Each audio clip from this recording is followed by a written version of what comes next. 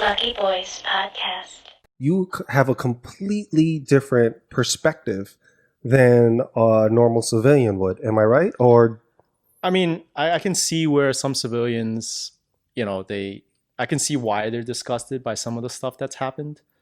But at the same time, it's sort of like, yes, I do have a different perspective of why it happened or like how things unfolded, because I see it on a daily basis. Like when I'm at work, you can arrive at a situation and it starts out like really just kind of mellow, and then it just devolves into like this crazy, nasty situation. And I think the protests are a function, or they're like a result of like some of, I guess, the outrage from some of the stuff, like rightfully so, like with the Derek Chauvin case in Minnesota, where right. George Floyd died, and he was basically filmed, and he suffocated on live television or video or a medium. So it's pretty startling to watch for anyone, I think. And I think most of us, I like to think all of us actually that are in the profession, we can't really say that he was justified in doing that, because it was unnecessary. It was completely uncalled Agreed. for, and it's just a difficult situation to be in, because when you look at it, like, okay, the cops responded. Why did they respond? They responded because someone called, right? Mm-hmm. Someone called on him about a fake 20. Mm-hmm. I mean, if that guy didn't call for the fake 20, it might not have happened, and we might not have these protests and this discussion even today. But aftermath, like, you see the video and you just see how it starts off pretty okay. They get him in cuffs, he's okay, and then Chauvin shows up with his partner, and things just kind of escalate. But at the same time, I look at it as a policeman myself, and the footage isn't complete. There's actually a missing portion of it, which it's just kind of hard to account for, because it's missing. I mean, like, what do you do with that? Like, so you have this clip of Chauvin and his partner arriving, Mm-hmm. and then you see the car arrive and everything, and then there's another angle where you don't really see anything. Then there's another angle where they show that they got Floyd in the car. Mm-hmm. They get Floyd in the car, and then the one of the cops, I forget his name. What the heck was his name? Was it I forget. the Asian guy? No, it was the rookie. It was one Lane? of the Thomas it wasn't the Lane? new guys. It wasn't Lane. It was it was the black So it's officer. the other one. Yeah, I forget his name off the top. He's of my out head. on bail right now. Keurig. Yeah, Something like that. Keurig. Kyung. Kyung. I think it was. Yeah. Yes, Kyung. That's it. So they have Floyd in the car, and then you see him kind of maneuver around the car. It's like, okay, and then after that, you don't really have any more footage until you see Chauvin with his knee on Floyd's neck. So there's like a gap there that no one really talks about. Like, okay, we have this angle where you see Kyung like swing around the car, because there's something obviously going on in the car, but people don't discuss that. Like, why Right. would he run to the other side of the car Mm-hmm. if there's nothing happening? Mhm. I mean, he does turn back eventually, but Mm-hmm. obviously, like, Floyd, he's doing something in the back. It's not debatable that what Chauvin did to George Floyd was completely inhumane and wrong. That's not even up for debate, right? Right. But I guess you're coming at this from, again, a police officer's mindset, like a Right. detective. You're going, well, what happened to this missing footage? Like, I want to know that piece. Well, the thing is, like, how does he end up on the ground? Why did they extract him from the car? Mm-hmm. There's no footage of that. Now, That's not being discussed. Why do you think there's no footage of that? Do you think the mean- police turned off the cams? I don't think it's because they turn off the cams, because I don't even think they have body cam footage. All right, I haven't I don't seen think any. they I just have- saw the civilian footage and Yeah. the surveillance footage Surveillance outside the store. Yeah. from just The around local the area. area. And, they don't have body cams. And, not all police departments have body cams. And it is what it is. I mean, Right. what are you going to do about it?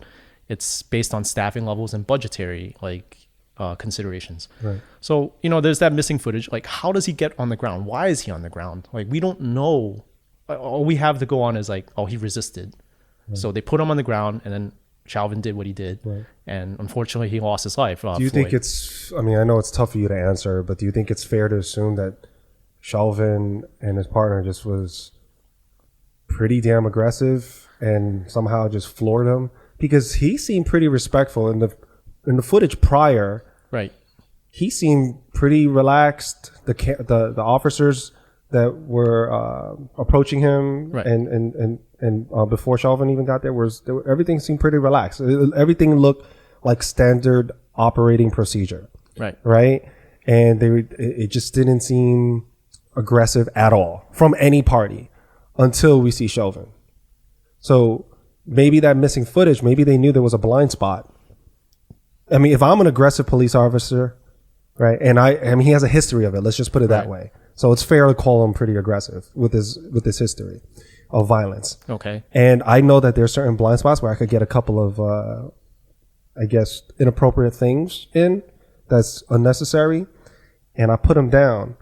I mean, I think I can't assume that George Floyd saw that many cops already got the cuffs on him, and he's going to do something and act crazy. Right.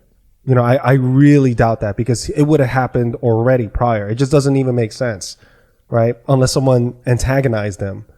But even so, like, he just didn't seem. I mean, he seemed more like, yo, get off, please. Like, it's right. You know, he never seemed like, F you, get off of me, you SOB. None of that, right? So I would have to assume that he wasn't. He didn't do anything to deserve to be put down like that, based on the prior footage. I would have to assume that. Now, in the prior footage, if he was wrestling with the other cops, screaming at them, and somehow the next thing we see is a footage of him being wrestled down and a knee on his back, and then I think people will understand more. But I think that's part of the outrage, is because you see this clip. First of all, I mean, the main reason for the outrage is how long he pressed on him for. Right. That's the primary reason. But even the footage, it just gets worse, because when you look at the footage prior, you have to assume that George Floyd was compliant. He wasn't resisting in any way, shape, or form. Right. He was very compliant, and it does not look like he did anything that would justify him end up on the ground, regardless of you know. I just don't see that. Right. And like you said, I mean, they're like, just to go on that blind spot part. I mean, I don't know if Chauvin knew what was going on around him, if he was aware where the cameras were, maybe get some extra licks in or something, because apparently he had a history with this guy, George Floyd. But you know, like I said, like, just to go back on that video footage part, where there's like a missing piece, where there's just nothing to show how he got on the ground, when they extracted him from the car. Like, that's really the piece that will put everything into proper context, because the way you see it is like, okay, he didn't resist, right? And then somehow he just ends up on the ground. Right. I mean, as a police officer, I wouldn't extract someone from the car and put them on the ground for absolutely no reason. Unless you were racist and crazy. Well, I wouldn't even, I mean, you would look for I don't want to assume like about who Derek Chauvin is, because I don't know him. He's a veteran cop. He knew he was killing him. He might have known that he could definitely do a lot of harm to him. But again, like I said, it's very hard to really, well, I didn't say this before, but I just want to iterate the point that a lot of times, like, when you go to handcuff a subject or to gain control of them, a lot of them will always say, I can't breathe. And is that right? It is. It happens a lot. Wait, if you handcuff someone, but if you go to handcuff them and they're on the ground, right? Like on their stomach or whatever.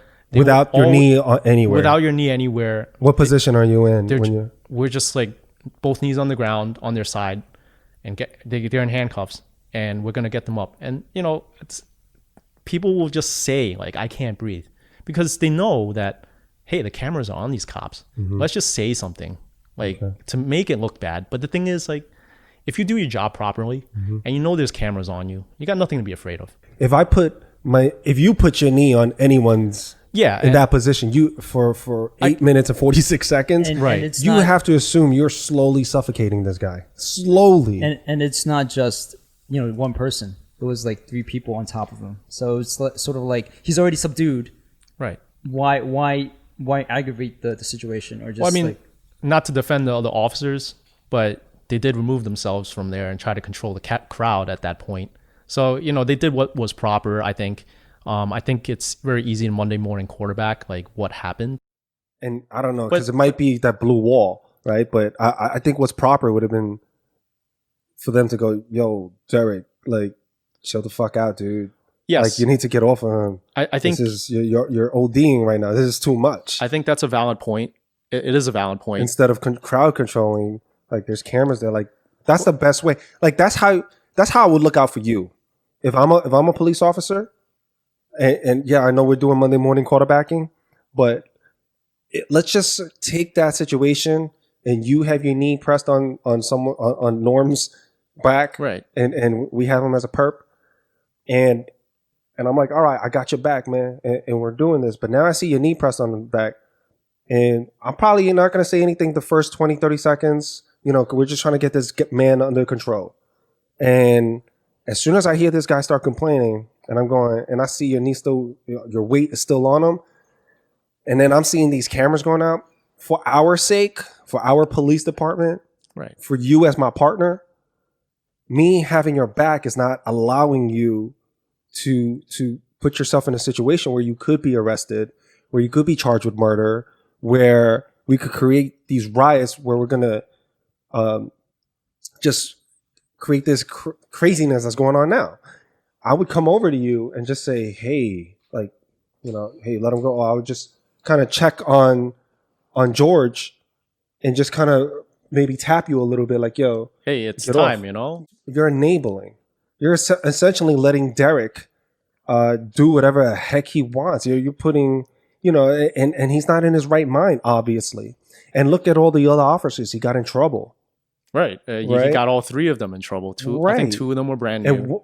And and one of them, Thomas Lane was only on the job for 2 days. Yeah, something like that. He was 2 really, days? really Yeah, new. he was a rookie. And It was his job, him and Kyung, I believe. if my second day on any job, and I have a veteran that's been over, you know, he's been over with this company for over 10 years, and he's doing something, and nobody else is saying anything, I'm gonna go, okay, is this standard operating procedure? Like, is this? I'm just gonna be. I'm gonna have very low confidence in what to do in certain situations because I never experienced that before, right? Not to say that he was right in not doing anything, but at the same time, it was the second day on the job. So look at what he's done. He cost everyone their lives Right. There's a lot of collateral damage as a result. and I mean, other see families that. involved. So not only for, I mean, just throughout America. So it's just this crazy butterfly effect. Yeah, I agree. But again, like, here's the thing: like, if they're controlling the crowd, they don't have eyes behind their back, so they don't really know what's happening sometimes. And you could argue that yes, they were just being ignorant; they just didn't care, or you know, whatever. But I can't say it because I wasn't there, so I can't really Now, go through what was going in their minds. So maybe they thought, oh, okay, so he's a veteran, like he's got this under control. He's got his knee. Maybe he'll just extricate himself from this situation. But unfortunately, he didn't. Yeah. So what you have, it just snowballed, and you know, eventually became like a big to do. People got fired, jobs were lost, people protest. You know, stores got destroyed. and during the worst time, you know, it was Yeah. like during COVID. Yeah, during COVID. Now you got and- people spreading COVID further. In addition to that, people have pent up energy, and Right. you know, they're out saying "f this" at Yeah. the height of COVID. Yeah, and I'm just like, it's flabbergasting to me that like people, I mean, rightfully so, they should be outraged, but at the same time, it's sort of like, Jesus, you guys are like forming like a giant bio ball of death Coming Like, towards you. coming towards But who was the everybody. catalyst? And it's Who was the Chauvin. catalyst? But there's also a lot that of may happen, but of course you have to expect that there's going to be a strong public reaction when you see a video like that of a man yeah, getting his life slowly taken away. course. That did not deserve that. And he was a father. He is a father. You know, it just kills me to see something like that. I empathize with that so much. You know, and regardless of, I mean, like obviously what Yeah. he done in the past, did he deserve to be like murdered right in front of everyone's I eyes? think we That's made so that crazy. clear. Yeah, I mean, yeah, we I think- all agree that that's, you know, that's wrong. I think Yeah. Rob is just coming from a detective mindset, Yeah. you know, police officer. He just wants to put all the pieces of the puzzle together, look at the full picture, yeah. you know, before he Yeah. extrapolates. I mean, it, I spoke you know. I spoke to a lot of cops, including you, and they said that what they saw was hands down, undeniable murder. Yeah, I mean, 8 minutes, 9 minutes it 8 was minutes almost. and 46 seconds. I mean, that's just pretty crazy. But, like I said, there's that missing video piece that doesn't show where George Floyd was extricated from the vehicle for, I guess, maybe resisting inside the car or whatever he was that he was doing. Like, there's no context like provided as to why he was outside the car. Why did it take him out? Like, and then the next thing you see is just Chauvin on his neck. I don't think that there is any You reason can't that justify would justify it. Yeah, you can't justify it. the aftermath. Yeah, you can't justify it. And the thing is, like, he should have known better. Like, As a senior as veteran. a senior officer, like, dude, 8-9 minutes, and if you know you're applying force to that degree, you should know. Yeah. And he had time to talk to the camera. That's the crazy part. That's the craziest part. Yeah. He is like he was just so like stuck in his way. He was I don't know. That was just in like a crazy power trip. Yeah. On some I'm like immune to like any type of I'm above the law. It's it's not going to apply to me. I think that part was the one. That's the thing that really got to me the most as a cop. Like, okay, like when you're filming someone with their knee on someone's neck, right? You don't actually see how much force is being applied. So, and at the same time, even when you're on scene, like let's say you were Keong Lane or even the Tao, I forget his last name. The three officers that were there, they probably didn't know how much force he was applying to his neck either. Because when you look at it, you just see, oh, he's got his neck on his thing, his knee on his neck. Like, I don't know how much force he's applying. You can't see that. You can't gauge it. It's not a video game. I could tell when someone's in trouble. I in mean, a fight. I don't know. I gotta give these people. I can't have these guys claim ignorance like that. I didn't know he was putting that much force. Like I've seen people fight. I've seen some people get put into headlocks. I've seen different stuff, and I can tell that type of headlock is going to put someone to sleep. Right. I mean, or that's that type of hit is going to really do a lot of damage to this person. and that's all like a function of experience too. Like, right, those guys are grown men. You had two on the force. You had two inexperienced officers, and the Hmong officer Tao. Right. You know, he was there too. But I mean, yes, maybe you could have been able to discern whether or not this guy was in like some sort of George Floyd, I mean, not this guy, but you could probably discern like if he was in distress. But at the same time, it's sort of like, okay, well, a lot of people say I can't breathe all the time too. Let's just put another predicament. If I'm crowd controlling and after a couple of minutes go by, I still hear this dude saying I can't breathe, and I turn around real quick just to check on you, and I still see you pressed up against this guy, I'm going to, after 5 minutes, after 6 minutes, at what point should I jump in?